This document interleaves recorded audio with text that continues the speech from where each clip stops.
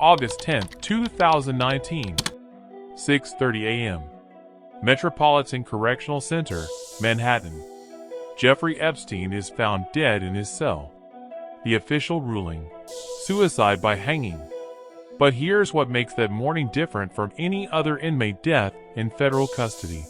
Jeffrey Epstein wasn't just any prisoner. He was a man who allegedly kept detailed records of everything. Flight logs documenting who traveled on his private jet, nicknamed the Lolita Express. Video recordings from cameras installed throughout his properties. Computers containing emails, messages, and communications with some of the most powerful people in the world. Physical files with photographs, documents, and evidence of activities that, if proven, would destroy careers, end political dynasties, and potentially expose a network of exploitation involving the global elite.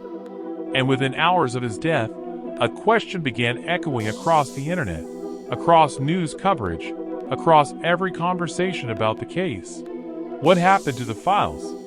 Because here's what we know. Epstein's Manhattan townhouse contained a safe. His private island had buildings with locked rooms. His New Mexico ranch had secure storage. FBI agents who raided these properties seized computers, hard drives, DVDs, photographs, and documents. Tens of thousands of pages. Terabytes of data. Some of that material has been released through court proceedings. Victim testimonies. Flight logs. Some photographs. Depositions from civil lawsuits. But the vast majority, the detailed records, the comprehensive evidence, the full scope of what Epstein documented, remains sealed, redacted, or completely hidden from public view. And that's not an accident. This is the story of what was really inside the Epstein files. What we know from the fragments that have been released. What victims and investigators have suggested exists in the sealed evidence. And why powerful forces have every incentive to ensure the full truth never comes to light. This isn't conspiracy theory. This is documented fact about one of the most politically sensitive criminal investigations in modern American history. And understanding why these files remain hidden tells you everything you need to know about power, blackmail, and how the elite protect themselves. Before we talk about what's in the files, we need to understand who Jeffrey Epstein was. Because the official story, wealthy financier who committed crimes, barely scratches the surface. Jeffrey Epstein claimed to be a hedge fund manager serving ultra-wealthy clients. But nobody in finance could quite figure out where his money actually came from. His firm, Financial Trust Company, had no visible investors, no public track record, no transparent business model. What Epstein did have was connections. Extraordinary, inexplicable connections to people at the highest levels of politics, business, academia, and royalty. He counted among his associates a former U.S. president, a sitting British royal, multiple billionaires, prominent scientists, famous attorneys, leading academics. These weren't casual acquaintances. These were people who flew on his plane, visited his properties, attended his parties, and in some cases maintained relationships with him for decades. The question that investigators could never fully answer: why? What did Epstein offer these people that made them willing to associate with someone whose lifestyle and behavior raised obvious red flags? Some suggest it was money, that Epstein provided financial services or investment opportunities. But many of his associates were wealthier than him. Some suggest it was social networking, that Epstein hosted parties where powerful people could meet. But there are countless ways for elites to network without involving a man with Epstein's reputation. The darker theory, supported by victim testimony and investigative reporting, is that Epstein provided something else: access to young women, and potentially leverage through documented evidence of what happened during those encounters. This is where the files become critically important. Because if Epstein was documenting these encounters, and evidence suggests he was, Then those files represent potential blackmail material against some of the most powerful people in the world. When FBI agents raided Epstein's Manhattan townhouse in July 2019, just before his arrest, they found a safe. Inside that safe, according to court filings, were CDs labeled with names and containing photographs. When agents searched his properties, they seized hard drives, computers, and storage devices containing enormous amounts of data. According to investigators, this included thousands of photographs. Many were described in court documents as depicting underage girls in various states of undress. Some showed these girls on Epstein's properties. Some showed them with unidentified men whose faces were visible. Video recordings. Epstein had cameras installed throughout his properties: his Manhattan townhouse, his Palm Beach mansion, his private island in the Caribbean. Victims testified that these cameras were in bedrooms, in bathrooms, in areas where privacy would normally be expected. The footage from these cameras, if it still exists, would document who visited these properties and potentially what occurred there. Flight logs. These have been partially released and show an extraordinary roster of passengers on Epstein's private jet between the 1990s and 2019. The logs document trips to his island, to his New Mexico ranch, and to various international locations. Some names in these logs have been made public. Others remain redacted. Communications records, emails, text messages, phone records documenting Epstein's contacts with hundreds of people. Some of this material has been referenced in court filings, but never released publicly.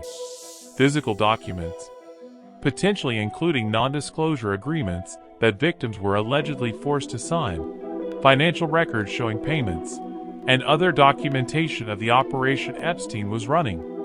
Now, some of this material has been released through court proceedings. The most significant releases came from civil lawsuits filed by Epstein's victims against Ghislaine Maxwell and against Epstein's estate. In 2019, and again in 2024, federal courts unsealed documents from these civil cases. These releases included deposition testimony from Ghislaine Maxwell, where she was questioned under oath about recruiting young women for Epstein and about the powerful men who visited his properties. Victim testimony describing in detail the abuse they suffered and naming some of the men they were allegedly trafficked to. Some flight log excerpts showing specific trips and passengers. Some communications between Epstein and his associates. These releases were explosive. They confirmed what investigators had long suspected, that Epstein's operation involved recruiting underage girls, that this recruitment was systematic and ongoing for years, that Ghislaine Maxwell played a central role, and that numerous powerful men were allegedly involved. But here's the critical point. What was released represents a fraction of what was seized. The vast majority of the Epstein files remain under seal, redacted, or completely withheld from public disclosure. Why? Several reasons, and they're not all nefarious. First, legitimate privacy concerns. Not everyone who flew on Epstein's plane or visited his properties was involved in criminal activity. Some were legitimate business associates. Some were academics attending conferences Epstein hosted. Some were people who cut ties when they learned about his behavior. Releasing everything would unfairly implicate innocent people. Second, ongoing investigations. Even after Epstein's death and Ghislaine Maxwell's conviction, federal prosecutors indicated that investigations into other potential co-conspirators were continuing. Releasing evidence publicly could compromise those investigations. Third, victim privacy. Many victims have requested that certain materials not be released publicly to protect their privacy and prevent re-traumatization. These are all legitimate reasons for some level of secrecy. But there's a fourth reason that's harder to justify: protecting powerful people from embarrassment or worse. Because if the files contain what victims and investigators suggest they contain, video evidence, photographs, and documents showing powerful men engaged in criminal activity with underage girls. Then releasing those files would be politically and socially cataclysmic. We're not talking about ending one career. We're talking about potentially implicating people across politics, business, academia, and entertainment. People with the resources to fight disclosure. People with relationships to current power holders. People who can exert pressure through legal challenges, through political influence, through media connections. The legal battles over what gets released from the Epstein files have been intense and ongoing since his 2019 arrest. Numerous media organizations filed motions to unseal documents. They argued that public interest in the case overrode privacy concerns and that transparency was essential for accountability. Attorneys for some of the men named in victim testimony fought aggressively to keep their clients' names redacted, arguing that allegations alone could destroy reputations even if never proven in court. Victims and their attorneys were divided. Some wanted maximum disclosure to expose everyone involved. Others wanted privacy protections to avoid being identified or having details of their abuse made public. The result has been a piecemeal release process where some documents are unsealed with heavy redactions. Some are released years after initial court proceedings, and large categories of evidence remain completely sealed. In January 2024, a federal judge ordered the release of another batch of documents from the Ghislaine Maxwell civil case. These included more names, more testimony, more details about the operation. But even this release was partial. Hundreds of names remained redacted. Video evidence was not released. Many of the most sensitive materials stayed under seal. And critically, certain categories of evidence have never been addressed in any public court proceeding. For example, the full contents of the safe found in Epstein's Manhattan townhouse. We know there were CDs with photographs. We know some had names. But the full inventory has never been publicly disclosed. The video surveillance footage from Epstein's properties. If this footage still exists, it would be the most direct evidence of what occurred and who participated. But there's been no public disclosure about what that footage shows or even confirmation that it was preserved. Epstein's financial records showing where his money came from and where it went. These might reveal who funded his operation and who benefited financially. Any intelligence connections Epstein may have had.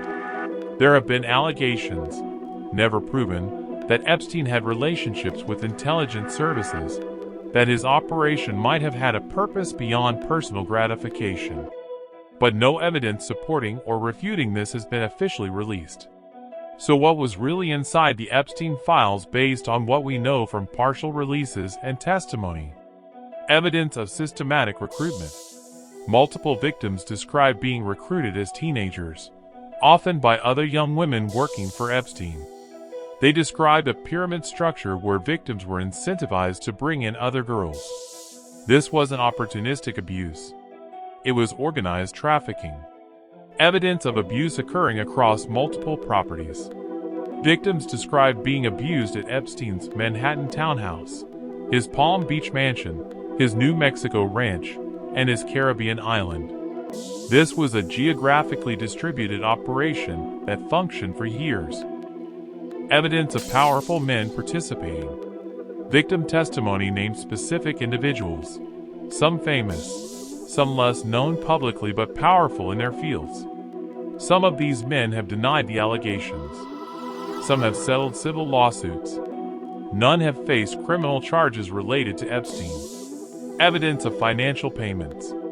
Victims described receiving payments, gifts, and in some cases tuition payments for school. Financial records would document these transactions. Evidence of surveillance and documentation. Victims consistently described cameras throughout properties, giving credibility to claims that activities were being recorded. But here's what we don't know and what remains hidden. The full scope of who participated. How many men? How senior? How frequently? Whether the operation had purposes beyond Epstein's personal behavior. Was evidence being collected for blackmail? For intelligence purposes? Or simply for Epstein's private collection? What happened to all the evidence after Epstein's death? Was it preserved? Destroyed? Is it sitting in federal storage? Has it been reviewed completely? Whether anyone else will face criminal accountability. Ghislaine Maxwell was convicted and sentenced to 20 years. But prosecutors indicated others were involved in recruiting and facilitating the abuse. Will they be charged? The reason these files remain hidden isn't simple. It's a combination of factors. Legitimate legal constraints. Grand jury materials are legally protected. Ongoing investigation materials can be withheld. Victim privacy is a valid concern. Protective legal action by powerful people. Those named in allegations have filed motions to keep material sealed, and some have succeeded. Institutional caution. Federal prosecutors and judges are extraordinarily careful with cases involving this level of public interest and political sensitivity. They err on the side of sealing rather than releasing when in doubt. And yes, possibly, protection of powerful individuals who have the connections and resources to exert pressure to keep evidence hidden. We may never know the full truth, and that evidence remains largely hidden from public view. For more investigations into the operations, subscribe to War Room Intel. We dig into the intelligence operations, the criminal networks, and the institutional failures that shape our world from the shadows. Drop a comment. Do you think the full Epstein files will ever be released? Or will they remain hidden to protect the powerful people implicated? Let us know what you think.